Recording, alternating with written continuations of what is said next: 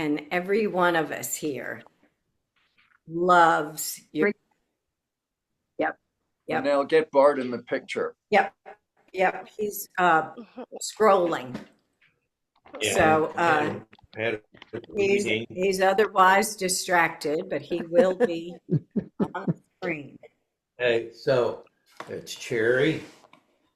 Hey, All right. Cherry.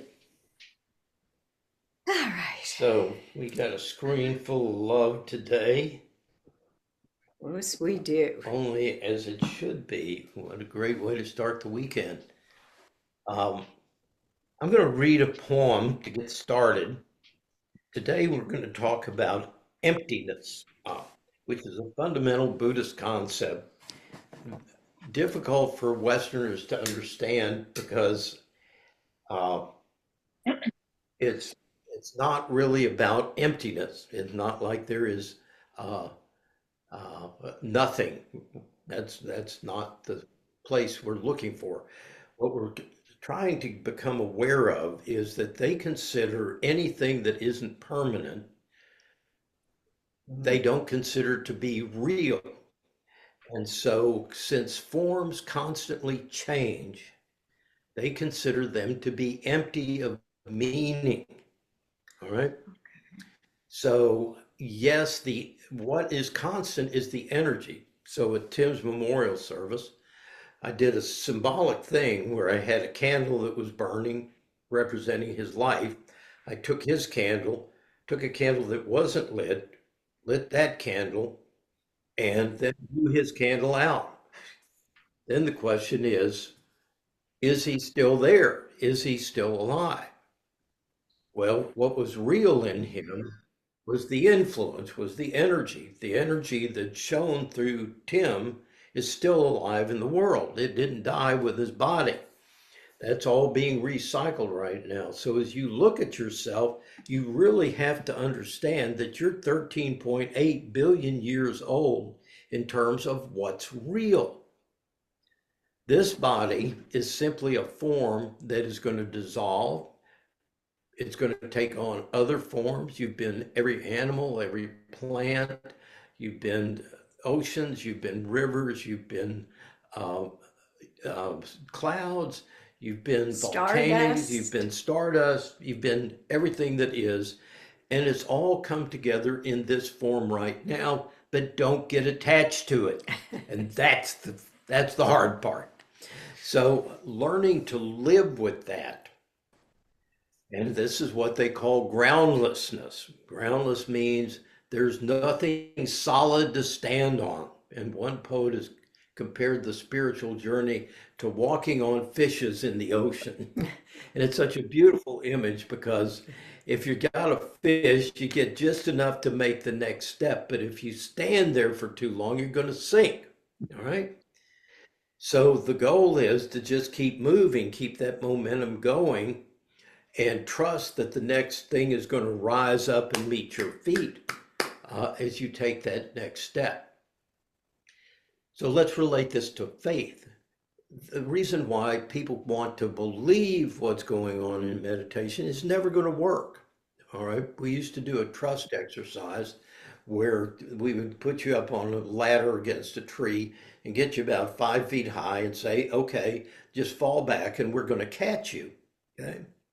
You're standing up in the tree trying to believe that these people are going to catch you. But you'll see that your monkey mind goes, I can't do this. I'm going to get hurt. This is a trick. I'm going to fall through, whatever it is.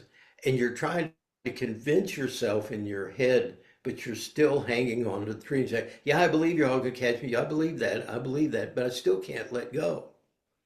So faith, they call it a leap of faith. You fall into it. And you're never going to know that that reality exists until you take that step. You need to hear that. It's only when you totally let go into the nothingness that you experience that there's a reality that's going to support you. Now, a way of looking at this is to think about floating. All right. So for most of us, and a lot of you have been to my 12-step lectures have heard this before, You've spent the whole life living with people who are fear-based, and they have taught you that you have to constantly be hypervigilant for anything getting taken away from you, for being hurt, that you have to be in control at all times. And it's like being out in the water, convinced the water is going to drown you. And so you've learned to swim, you can do the breaststroke and the backstroke, you get very good at controlling, okay? Except it's exhausting. And you get to a point in your life where you go, I can't do this anymore, and you start to drown. And a person comes by and they're floating. They're exerting absolutely no energy, and the water is supporting them. And you look on with disbelief and go, what are you doing? And they go, I'm floating. Well, how do you float? Well, you just let the water support you. Well, water doesn't support you, it drowns you. And this is the crazy thing about life. Life is exactly like water. Remember what we've been saying? You're filtering out 10 million bits of information using a system of thought which blocks out any other possibility. So you will all get to a point in your healing and your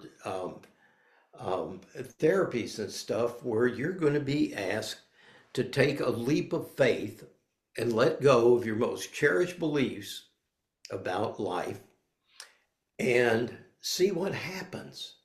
Okay? And that's what faith is. Faith is an absence of fear. Faith is the capacity to let go in the face of fear. And you're not going to get to that deep level of trusting life until you've totally let go. Okay? Now, here's the problem. The problem is that I convince you that you can float, and you lay back on the water, and what's going to happen? You're going to sink. Why? Because the water is going to do what you expect it to do, and you can't fake it. Okay? Water isn't going to buy any of your mental bullshit rationalization. If you're not 100% trusting, you're going to sink. So how do we ever move from fear-based controlling to trusting? And the answer is that you find someone who knows how to float, and you step by step do what they tell you to do. All right?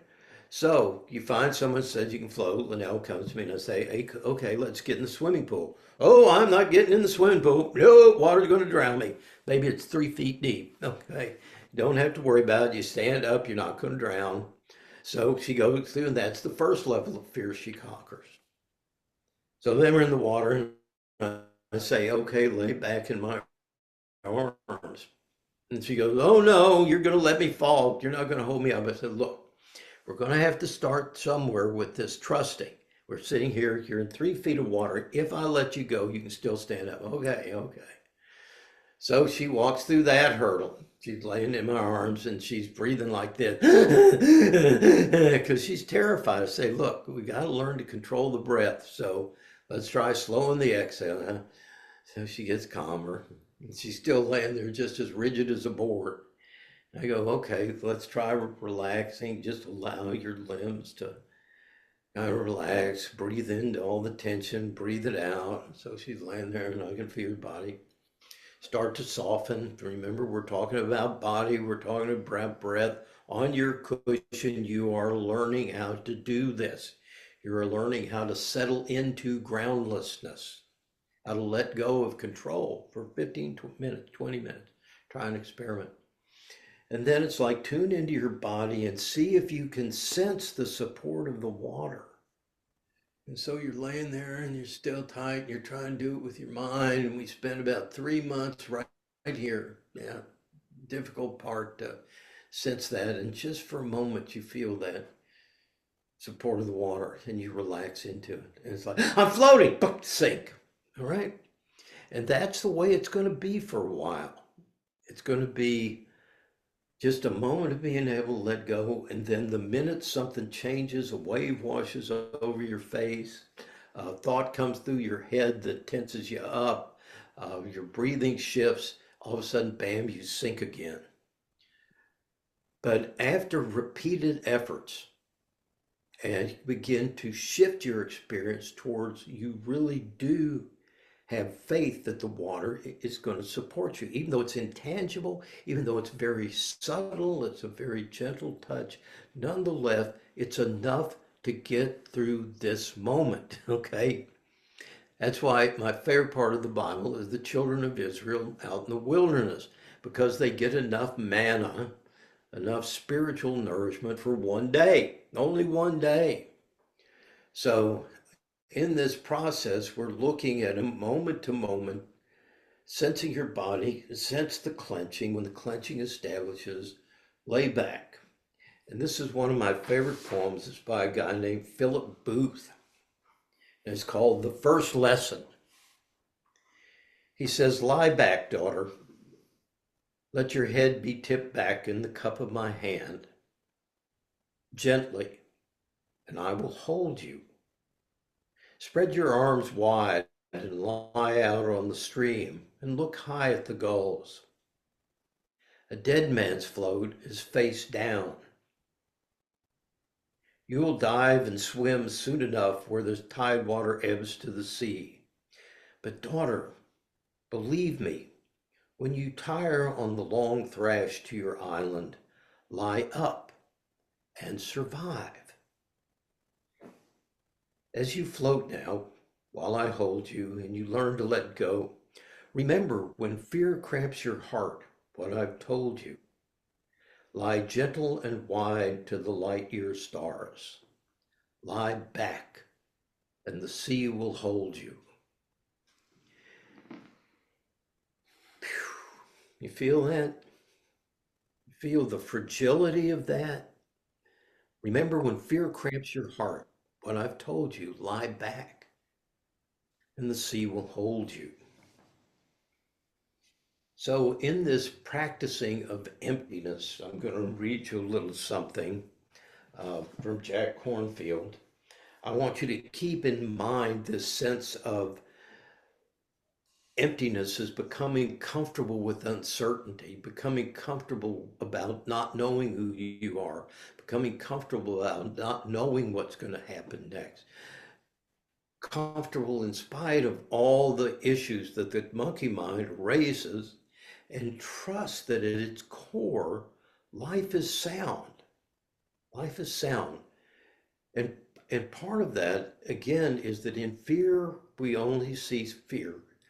In this place, we begin to see abundance. In fear, we begin to see the safety in every moment we pass through.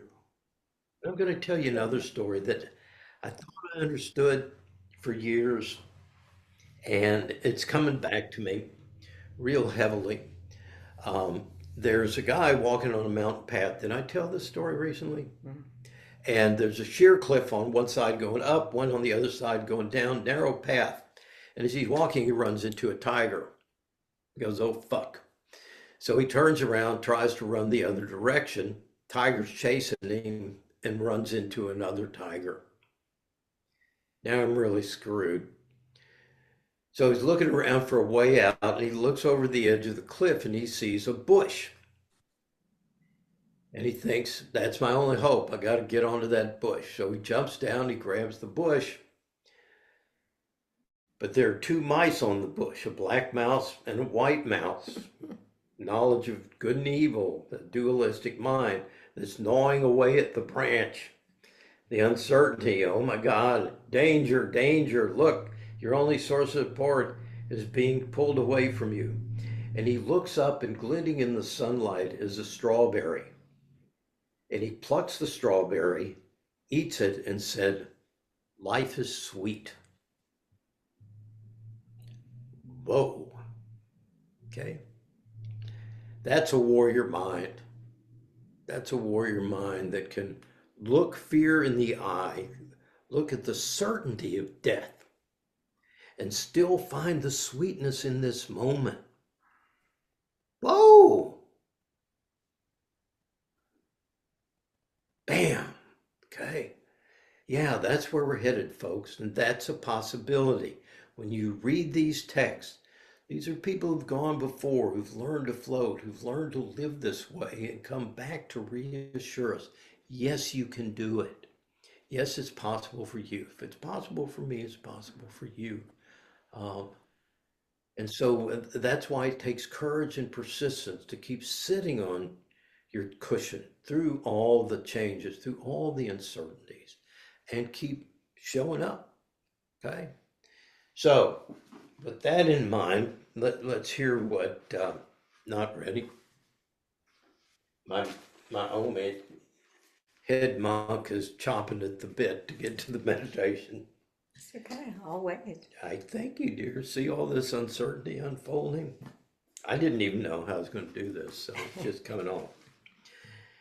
The Buddhists describe human life as comprising a series of ever-changing processes, physical processes, feeling processes, a memory and recognition process, a thought and reaction process, a consciousness process. Processes are dynamic and continuous without a single element that we can call our unchanging self. We are a process woven together with life without separation. We arise like a wave out of the ocean of life, and our tentative form is still one with the ocean. Some traditions call this ocean the Tao, the divine, the fertile void, the unborn. But out of it, our lives appear as reflections of the divine, as a movement or a dance of consciousness, and the most profound healing process and its life-giving emptiness. As our meditation practice deepens, we're able to see the movement of our experience. We note feelings and find that they last only for a few seconds. We pay attention to thoughts and find that they are ephemeral, that they come and go uninvited, like clouds. We bring our awareness to the body and find that its boundaries are porous. In this practice, our sense of solidity of a separate body or a separate mind starts to dissolve. And suddenly, unexpectedly, we find out how much at ease we can be. As our meditation deepens still further, we experience expansiveness, delight, and freedom in our interconnected with all things, the great mystery of life. The great teacher Kalu Rinpoche put it this way: you live in illusion in the appearance of things, but there is a reality, but you don't know this. When you understand this, we will see that you are nothing, and that by being nothing, by being empty, you are everything, and that is all. Healing comes from touching this realm of non-separation. We discover that our fears and desires, our attempts to enhance or defend ourselves, are based on delusion or a sense of separateness that's going to change and is fundamentally untrue. In discovering the healing power of emptiness, we sense that everything is intertwined in a continuous movement, arising in certain forms that we call bodies or thoughts or feelings, like we've played around with energy. It's just energy. Call some of it thought, some of it feeling, but it's all empty. It's going to dissolve. With this wisdom, we can open to one moment after another and live in the ever-changing flow of the Tao. We discover we can let go and trust. We can let the breath breathe itself and feel the natural movement of life carry us with ease. End of suffering. The movement from dukkha, discomfort, to ease, the end of suffering, which is the Buddhist path. So we're going to meditate. Now, one last reading from Thich Nhat Hanh. If you can find a moment to sit wherever you are, stay there and enjoy doing nothing. Just enjoy your in-breath and your out-breath. Don't allow yourself to be carried away by your thoughts, your worries, or projects. Just sit there and enjoy doing nothing. Enjoy your breathing and the fact that you are alive and that you have 20 minutes to enjoy doing nothing. This is very healing, transforming, and nourishing.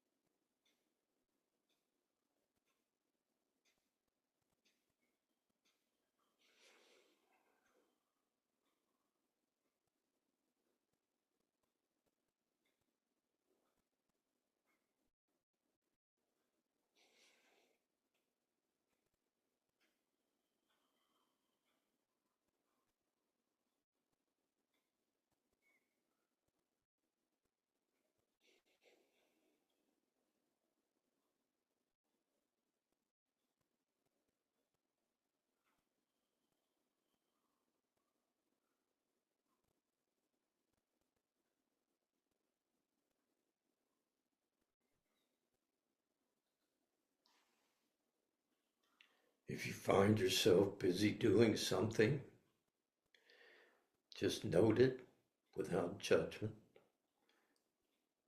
Bring yourself back to the present moment and your breath. Giving yourself permission to just relax into the silence, into the emptiness, the expansiveness of awareness, the expansiveness of an open heart of compassion, the expansiveness of soft, receptive body.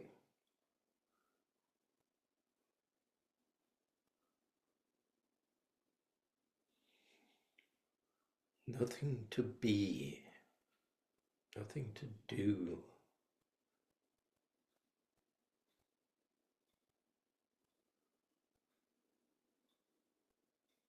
But simply enjoy the flow of being,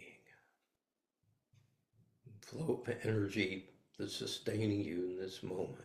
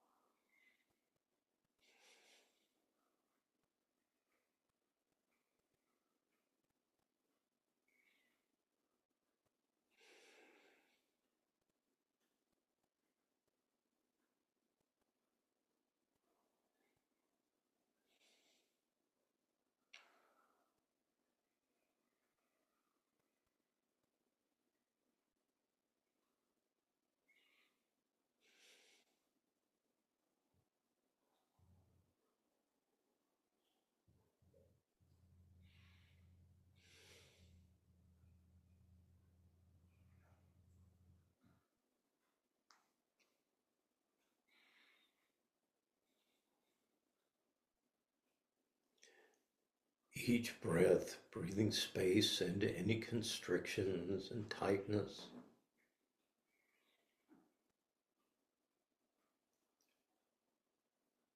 Whether it's intrusive thoughts, stuck feelings, tension in the body.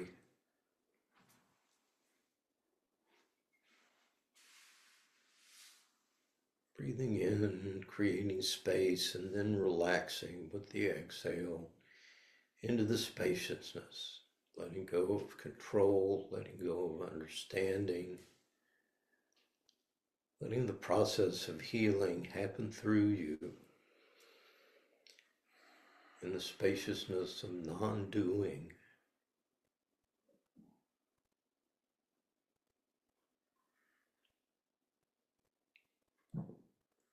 In the non-doing presence of your being.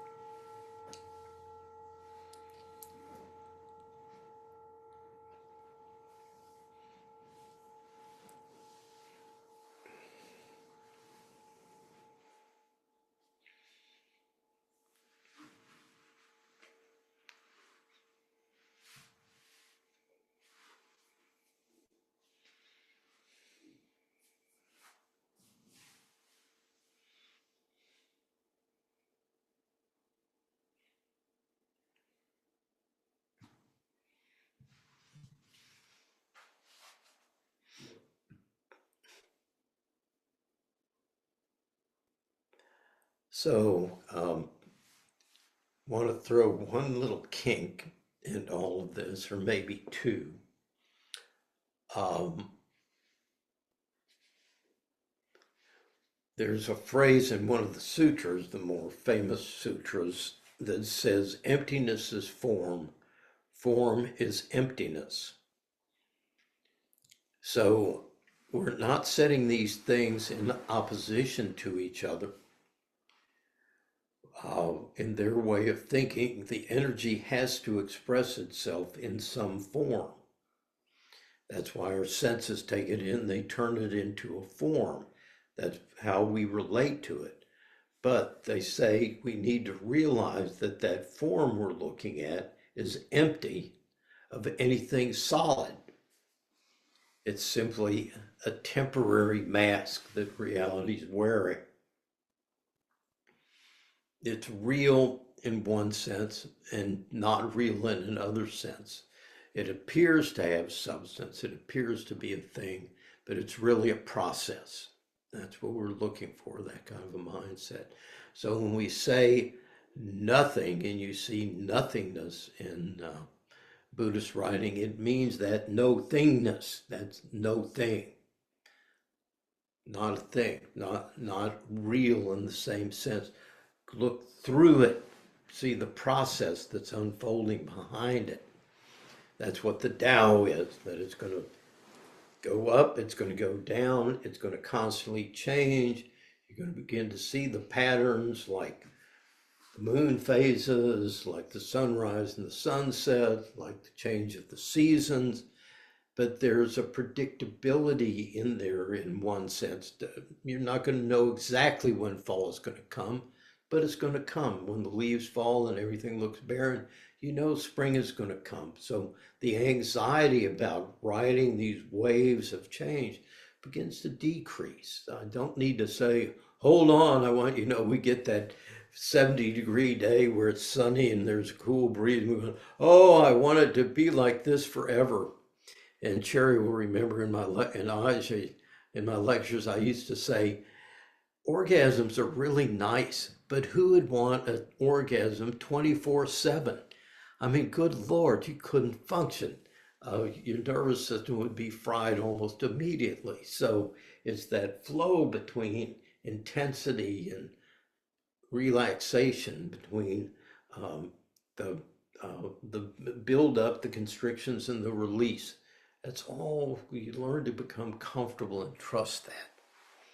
So, questions, comments?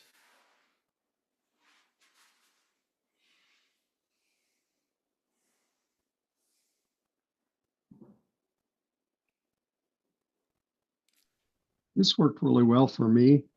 I got a phone call about 5 minutes before it was over, and I picked up the phone because I thought it was an emergency, and I didn't recognize the voice, and it's somebody I knew, Mhm.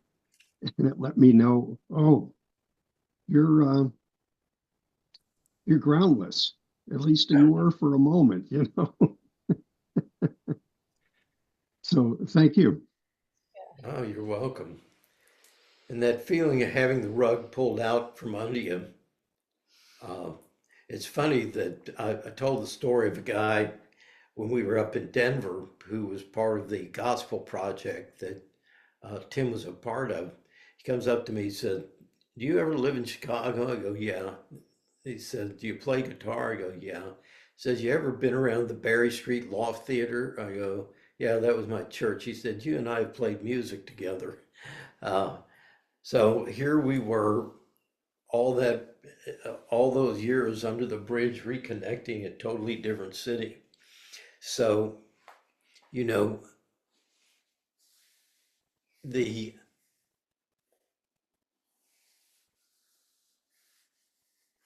it's I don't even know where I was going with that anymore. But what you're saying about people reaching out, connecting, it did something, and then I lost the point. I'm sorry. I like the story. Had to tell it again. Yeah. Thank you for listening.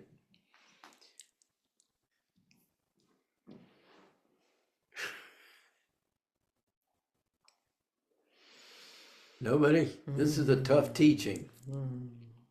Okay, I have a question. Okay. If nothing is permanent,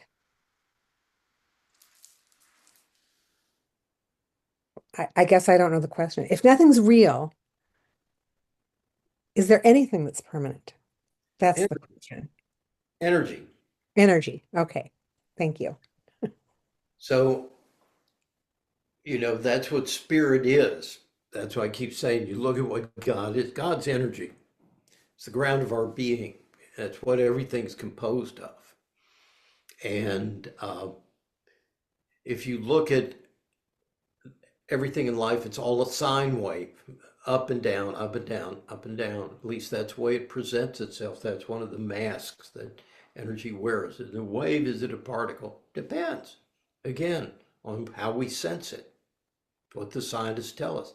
It's really nothing but a probability, a potentiality till we observe it, till we begin to interact with it. That blows our minds. That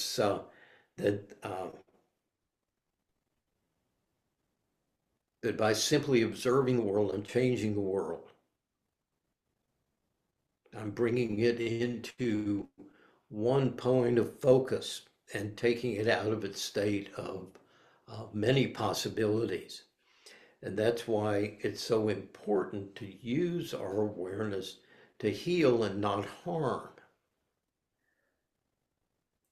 So there's once you begin to have this awareness, it's not totally unresponsive to me, but it's indifferent to me. I, me, and I'm not the center of what this energy is doing, but I impact it, and it impacts me. So I'm a different person in every interaction that I have. Every person I meet, every environment I'm in, shapes me differently, and me being in it shapes those relationships differently. So you begin to see that interactivity of the energy, that's that interdependent web. I just saw another thing on Instagram about Indra's web.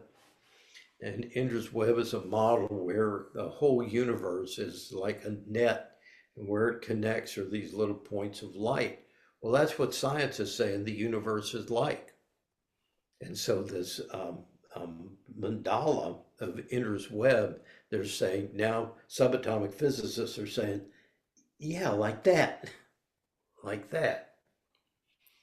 So when we reduce it down to that, the other part of this is that that thing that is real, that is permanent, and that lasts is what is connecting all of us. It looks different in her, but the energy in her is no different than the energy than me. So then how do we understand individuality? Her body becomes like a crystal that when it interacts with that energy, which is full of potential, is not going to reflect all of it. So when Linnell interacts with the spirit, she said to me, well, I don't feel what you feel. I don't get what you're talking about sensing in your body and stuff. She responds to the energy as beauty and as enthusiasm and being inspired, her creativity. In many ways, she's like the goddess, not Lakshmi, but Saraswati, who has a book. She's learned. She's got a sitar that she plays, and she's got a vase of flowers, and she's associated with moon cycles and stuff. This kid is the embodiment of her. Okay, when I look at her, I see that goddess. That's her.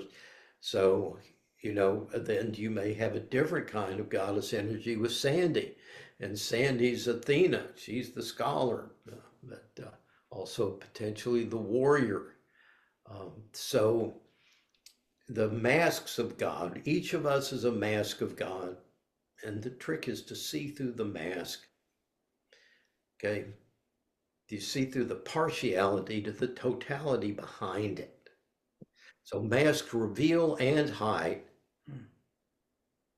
and I may do that. I may do masks the one last week to learn to see we all have to wear a mask. The word personality comes from persona that means mask. The question is, am I using the persona to hide or am I using it to reveal something? So if I'm wearing a clown face, I'm going to act silly. If I'm a king, I'm going to act regal. As I'm a devil, watch out. Okay. So that because this is a facet of God, not the totality, but still divine. Galen? I hope I can get through this. I just want to say a week ago today, I and my husband and I had to put down, euthanize our cat, Gizmo, who's been here with me for every Sangha for all of these times. And she was 13 years old, a Himalayan. You saw her jump up over the time. And she had one kidney. And we, every morning for 13 years, 8 months, got up and gave her medicine to keep her going. And then the time came and the universe called her. She let us know it was time. I wondered how I was going to get through today, looking for her in my room. And y'all were here. The Sangha was here. And the love of the universe. Last night I got in the water and I looked up and we had rain come through, just a little bit of it. And the sky was so beautiful with the clouds and the sun coming through. And then I turned around in the pool and there was a rainbow. And I always said that it was the Rainbow Bridge she was going to, and she was there. She was there. It was given to me, a blessing. And she's been here with me today. And I thank you.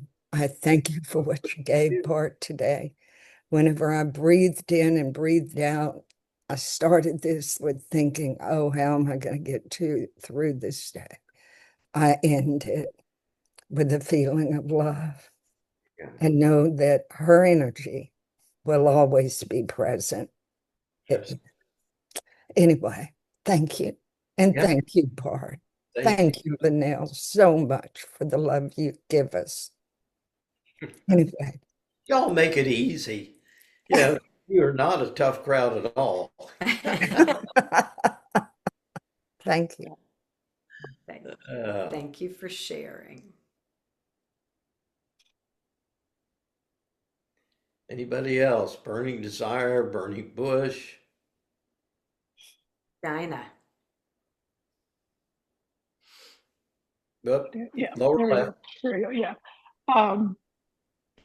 I had a burst of joy this morning in that was the form of energy that I felt. I'm staying with my daughter and son-in-law and their two children before they moved to France.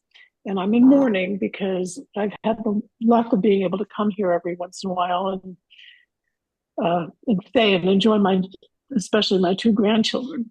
And my 5-year-old going on 6 comes in the morning and she wakes me up and she knocks on the door and she says, tuck, tuck, tuck.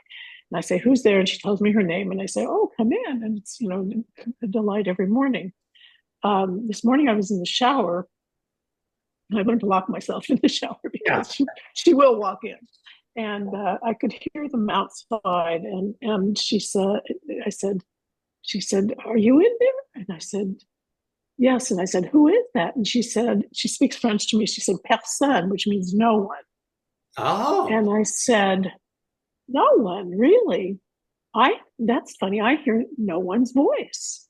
And we had this whole conversation about her being no one. And there were lots of plays on words about, now I know no one.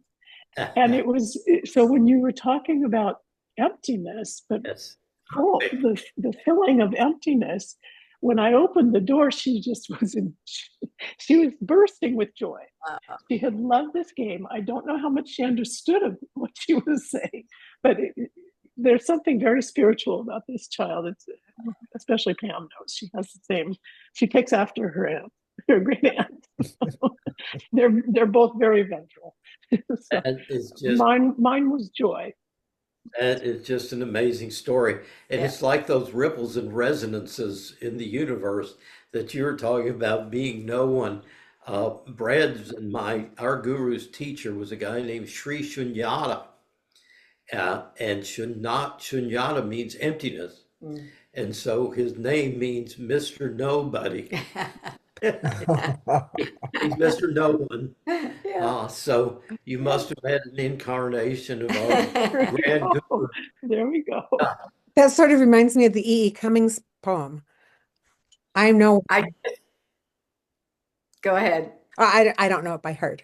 I know, Go ahead. you know one too? You know it, don't you, Linnell? I just pulled it up. Well, this particular one, I don't know if this is the one you were going to say, but it's how should tasting, touching, hearing, seeing, breathing any lifted from the no of all nothing, Ugh. human merely being, doubt unimaginable you. It's great. Send me that. Don't. Yeah. Yikes. Take a screenshot, please. Yeah. and send Yeah. it to me. Yeah. Yeah. E. Cummings was the son of a Unitarian minister, and very spiritual guy. Reminds me of that Emily Dickinson poem that begins, "Who are you? I'm nobody." Well, I'm nobody too. There's It goes on and it says, there's a pair of us. Don't tell, they'll advertise, you know. How dreary to be somebody. How public, like a frog, to tell one's name the livelong June to an admiring bog. Yes, yes, that's it. I love poetry. It saves my life. Poets are sixth chakra. That's what's so delightful about it. Fourth, and I was in a class with a fellow whose background was a Black Baptist minister, and I forget what denomination he was, but he teaching at the University of Chicago on mythology. He wrote a book called Alpha about stories of creation. But in the course of the lecture, he said the spoken word is different from the written word. He said the spoken word is created for a particular moment in time, for a particular audience. It rises out of the interconnectedness of the moment. The written word is meant for all people at all times. And as a consequence, it doesn't have the heart impact that this does. Okay? This stuff just really roots you deeply in the metaphor. I was looking at some stuff by Joseph Campbell, and he said the problem is that we concretize the metaphor. We don't realize that poets and spiritual writers are pointing us through the symbol towards a reality, towards a process, towards an aspect of our interconnectedness with life. But we think that they're talking about a thing. So, like they say, the finger pointing at the moon is not the moon. It's the finger that's pointing. The words aren't what's important. And again, that's that emptiness of the form. The form is not what's important. What's important is what it's pointing at, but we get lost in the form. Let Mm.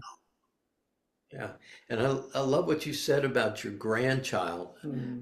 See if you can experience sensing her when you're physically separated, because we know that you can have more impact on distance healing the farther away you are. We think because we're far away that it lessens it, but in some ways, the interconnectedness can be more intense when you're not together. And it works even if the other person doesn't know that you're trying to heal them. They did a double-blind study where they took people who had the same disease, and one group got prayed for and the other group didn't get prayed for. They were in Chicago. I think the people doing the praying were in St. Louis.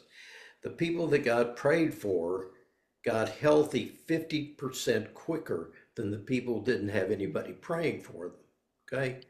There are just amazing studies being done about the power of directed consciousness. So a thought is a directed energy. It is going to leave an impact on the world. It will change reality. That's why it's so important what we talked about this. If you're sitting running negativity through your head, that's the world you're creating. Right. Okay? And that's why it's so important in these times of transition where everyone's so fear-based that we keep ourselves regulated. I had another article I saw that said self-regulate, not being keeping yourself regulated is the biggest form of self-abuse. Listen to that. Staying unregulated is self-abuse. Not only that, but it's a form of harm on the world so that it's not ahimsa. It's not practicing no harm. It's not okay to be angry at yourself. It's not okay to call yourself names. It's not okay to be angry at the world. I mean, it's going to happen, but don't stay in it. Right. Don't stay in it. Well, our grandmother used to tell us to count to 10. And we thought that was very foolish, but she was wiser than we knew. Wiser than you knew. If only she had added and slow your breath. Okay. Anybody else? Woody, are you chomping? That was good. What is that behind you? Boy, that's a bunch She of has a stuff to look wall at. of photos. All righty, Omi. This Okay. looks like a stopping All point. right. Deep breath in.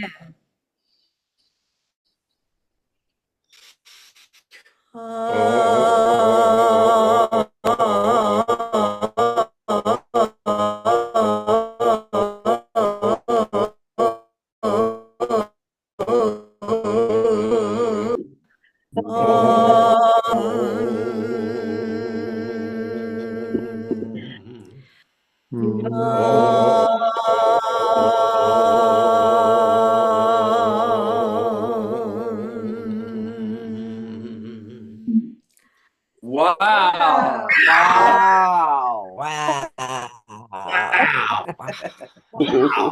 Woo! Wow.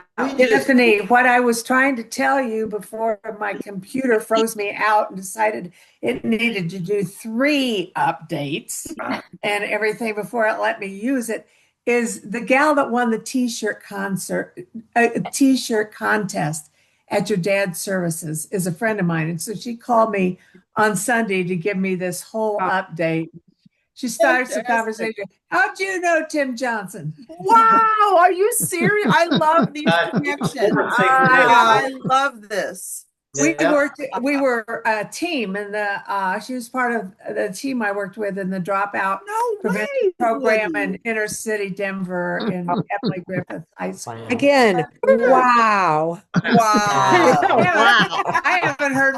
We haven't talked for 14 years, and it was like yesterday. You know. That's Yeah. amazing, Yeah, Woody. I love yeah.